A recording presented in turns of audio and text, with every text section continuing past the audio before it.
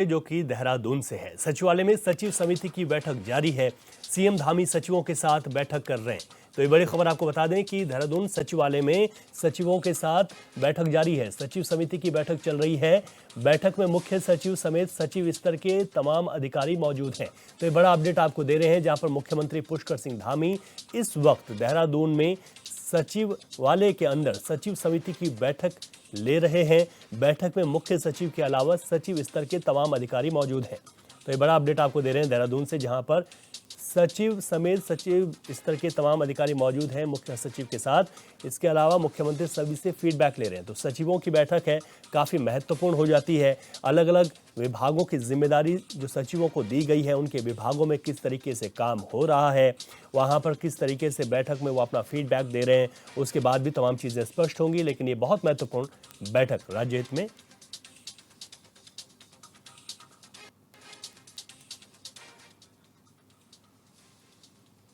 ज्यादा जानकारी लेते हैं, हमारे संवाददाता हिमांशु गौड़ फोन लाइन पर हैं। हिमांशु, जो सचिव स्तर की ये बैठक हो रही है, इस बैठक के पीछे पूरा उद्देश्य क्या क्या है? अभी तक क्या कुछ चीजें सामने निकल कर आई?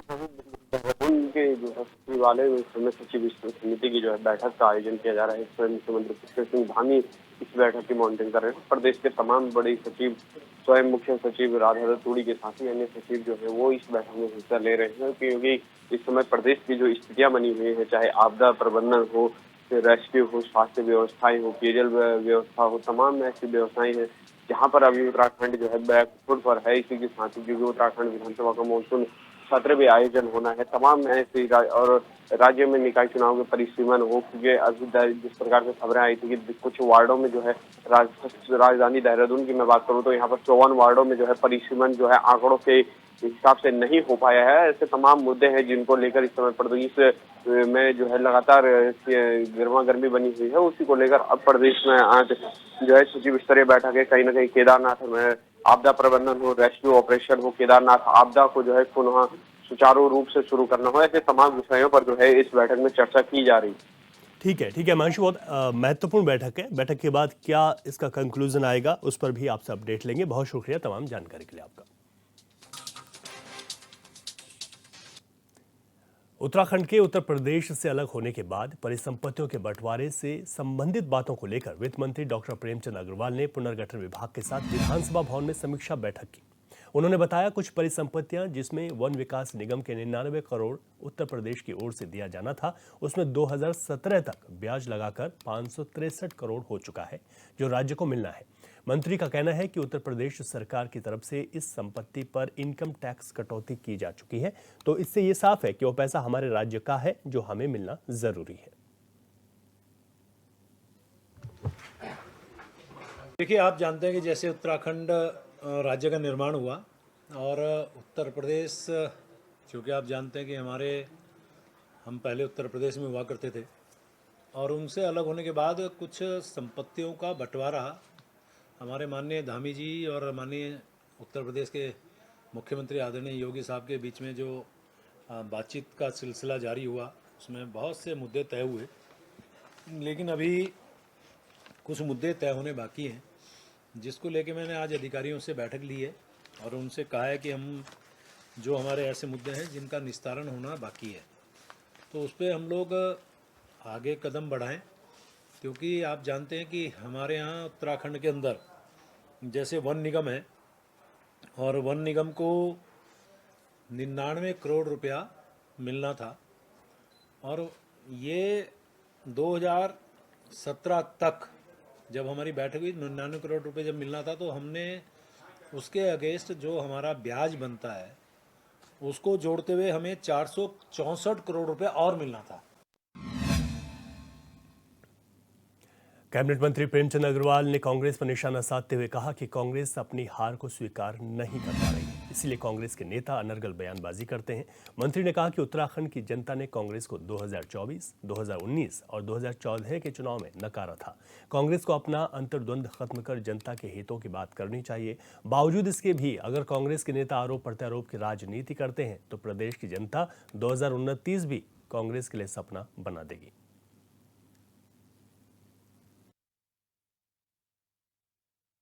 विपक्ष के दावे तो सारी सही है। मुझे लगता है विपक्ष को अपनी हार जो है वो बचा नहीं पा रहे हैं, वो किसी को भी मुद्दा बनाते हैं।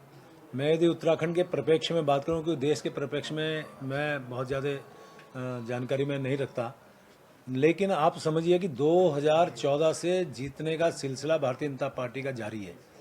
यानी 2014, 2019, 2024 में लगातार भारतीय जनता पार्टी 500 सीटें जीत रही है। शायद इस हार को वो पचा नहीं पा रहे हैं हमारे कांग्रेस के साथी। बजाय ऐसे आरोप लगाने के वो अपना अंतर्द्वंद खत्म करें, बजाय आरोप लगाने के वो जनता के हित में बात करें, बजाय वो आरोप लगाने के वो जनता के लिए बातचीत करें। तो मुझे लगता है कि उनको शायद उससे लाभ होगा, नहीं तो वो 2029 भी उनके लिए मिथ्या स्वप्न ही होगा। सर, एक फाइनेंशियल पॉइंट ऑफ व्यू से बीजेपी के तमाम नेता इन दिनों लगातार दिल्ली दौरे पर हैं, जिसको लेकर प्रदेश में कई सियासी अनुमान भी लगाए जा रहे हैं। वहीं नेताओं के दिल्ली दौरे को लेकर बीजेपी प्रदेश प्रवक्ता कमलेश रमन का कहना है कि बीजेपी में गुटबाजी नहीं होती। हमारे नेता प्रदेश में हुए कामों का ब्यौरा देने और प्रदेश के विकास की चर्चा करने दिल्ली जाते हैं। उन्होंने कहा, इन मुलाकातों को शिष्टाचार भेंट कहा जाता है। अच्छा होता, वहाँ गुटों में बटा है धड़, यहाँ गुटों में नहीं बटा। यहाँ सब लोग मिलकर एक साथ काम करते हैं और संगठन के परिप्रेक्ष्य में और तमाम जो प्रदेश की गतिविधियां उनको बताने का काम हमारे जनप्रतिनिधि करते हैं। उसी के लिए वो एक शिष्टाचार भेंट करने अपने बड़े नेता के सामने जाते हैं और यहाँ की जो चीजें हैं, जो यहाँ के लिए हमें चाहिए, विकास कार्य किस तरीके से होगा, क्षेत्रों का विकास कैसे होगा, इन सारी चीजों की चर्चा अपने बड़े नेताओं से की जाती है। तो मुझे लगता है ये कोई बहुत बड़ी चीज नहीं है, ये एक शिष्टाचार भेंट है। देखिए, भारतीय जनता पार्टी में कोई सेटिंग गैटिंग नहीं होती है। संगठन पूरी तरीके से काम करता है और संगठन को तवज्जो दी जाती है। तो मुझे लगता है कि तमाम वो चीजें हैं जो आपस में मिलकर के तालमेल के साथ में चलती है। और जो भी हमारे यहाँ से नेता दिल्ली जाकर के मिल रहे हैं, तो मुझे लगता है कि वो प्रदेश की जो गतिविधियां हैं, जो काम है, उन सबको बताने का काम कर रहे हैं। ऐसा नहीं है कि वहाँ गुटों को बांटने के लिए जा रहे हैं। हमारे सभी शीर्ष नेतृत्व बहुत बेहतर काम कर रहे हैं और तमाम सारी चीजों के जो है प्रधानमंत्री जी के सामने, गृह मंत्री जी के सामने, राष्ट्रीय अध्यक्ष जी के सामने रखने का काम करें, ताकि इस प्रदेश का चौमुखी प्रदेश में आई आपदा के बाद जहां बीजेपी और कांग्रेस दोनों आमने सामने हैं, बीजेपी प्रवक्ता कमलेश रमन का कहना है कि कांग्रेस पूरी तरह से भ्रष्टाचार में लिप्त है और कांग्रेस का चश्मा पूरी तरह से मैला हो गया है। उन्होंने कहा, कांग्रेस को 2013 की आपदा याद आ गई है, जिस समय उनकी सरकार में रेस्क्यू ऑपरेशन लेट हुए थे। कमलेश रमन का कहना है कि मुख्यमंत्री पुष्कर सिंह धामी खुद रेस्क्यू ऑपरेशन की निगरानी कर रहे हैं, हर संभव कोशिश करके राहत और बचाव कार्य किए जा रहे हैं।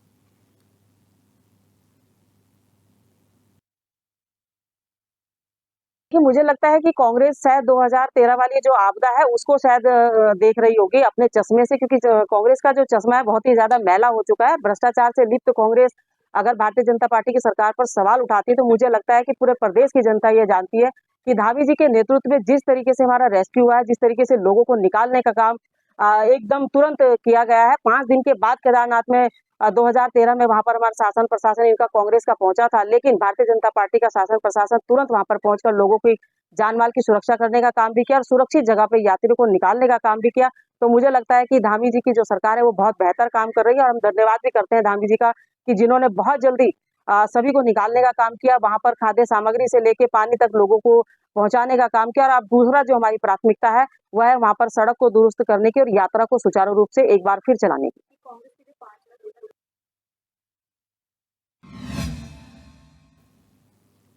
नगर निगम देहरादून के अंतर्गत 54 वार्डों का परिसीमन मानकों के अनुरूप नहीं हुआ। इसको लेकर विपक्ष सरकार पर निकाय चुनाव में विलंब करने का आरोप लगा रहा है। वहीं बीजेपी प्रदेश प्रवक्ता कमलेश रमन का कहना है कि जल्द ही वार्डों के परिसीमन को लेकर रिपोर्ट तैयार की जाएगी। निकाय को लेकर सरकार तैयारी कर रही है, जिसके चलते जल्द ही वार्डों में आरक्षण की स्थिति स्पष्ट हो जाएगी। कमलेश ने कहा कि सरकार और संगठन दोनों ही निकाय के लिए तैयार है।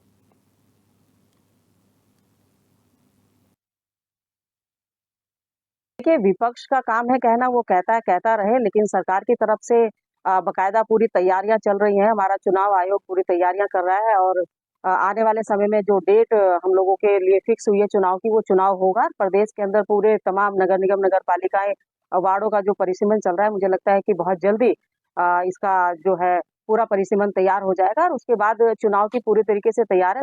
संगठन भी पूरी तरीके से तैयार है। तमाम क्षेत्रों में आरक्षण की जो स्थिति है वो बहुत जल्दी स्पष्ट होने वाली है, चाहे हमारे नगर निगम हो, नगर पालिकाएं हो, वार्ड हो, तमाम पूरे प्रदेश के अंदर जो चुनाव चलने की जो बयार है वो बहुत जल्दी शुरू हो।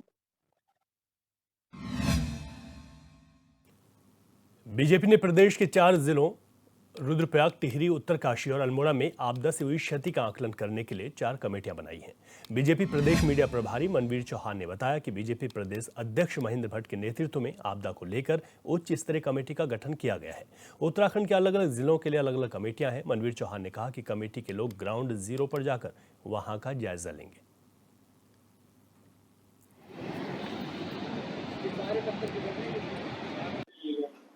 देखिए, भारतीय जनता पार्टी और भारतीय जनता पार्टी की सरकार, हमारे एसओसी मुख्यमंत्री माननीय पुष्कर सिंह धामी जी 24 घंटे आपदा को लेकर के स्वयं वो मॉनिटरिंग कर रहे हैं। हमारे प्रदेश अध्यक्ष आदरणीय महेंद्र भट्ट जी ने अपने संगठन को भी आपदा राहत कार्यों में सहयोग देने के लिए निर्देशित किया है और इसी के तहत भारतीय जनता पार्टी ने बागेश्वर, अल्मोड़ा, उत्तरकाशी, टिहरी और रुद्रप्रयाग जिले में जिस तरह के जो आपदा की घटनाएं हुई हैं, बादल फटने की जो घटनाएं हुई हैं, भारी नुकसान वहां पर हुआ है, इसको लेकर के भारतीय जनता पार्टी के कार्यकर्ता अधिक से अधिक अपना सहयोग आपदा राहत कार्यों में दें और आपदा कितना नुकसान कहाँ हुआ है इसको लेकर के आकलन करने के लिए भी एक समिति, उच्च स्तरीय समिति प्रदेश स्तर पर गठित की गई है अलग अलग जिलों के लिए और ये समिति वहां ग्राउंड जीरो पर जाकर के आपदा स्थल पर कहां पर क्या नुकसान हुआ है उसका आकलन करेगी। भारत सरकार के वस्त्र मंत्रालय की ओर से आयोजित 10वें राष्ट्रीय हथकरघा दिवस पर गोपेश्वर में कार्यक्रम का आयोजन शुरू हो गया है। इस मौके पर बुनकर सेवा केंद्र चमोली की ओर से भी प्रदर्शनी लगाई गई है। वहीं कार्यक्रम में बुनकर, निबंध और क्विज प्रतियोगिता के विजेताओं को सम्मानित किया जाएगा।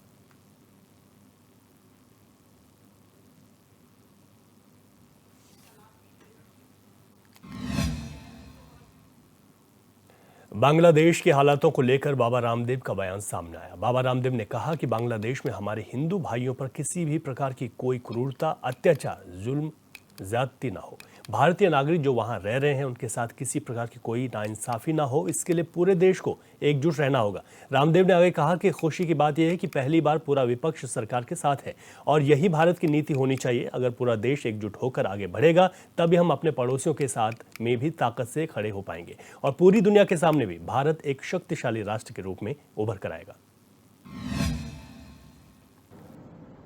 बांग्लादेश में हमारे हिंदू भाइयों पर किसी भी प्रकार की कोई क्रूरता, अत्याचार, जुल्म, ज्यादती ना हो। चाहे वहाँ पर हमारे हिंदू भाई हैं जो व्यापार कर रहे हैं या जो हमारे वहाँ पर हिंदू मंदिर हैं या हमारे भारतीय वहाँ पर जो नागरिक रह रहे हैं, उनके साथ किसी प्रकार की कोई नाइंसाफी ना हो। इसके लिए पूरे देश को एकजुट रहना होगा और पहली बार मुझे ये देख करके प्रसन्नता हुई कि पूरा विपक्ष सरकार के साथ है और यही भारत की नीति होनी चाहिए।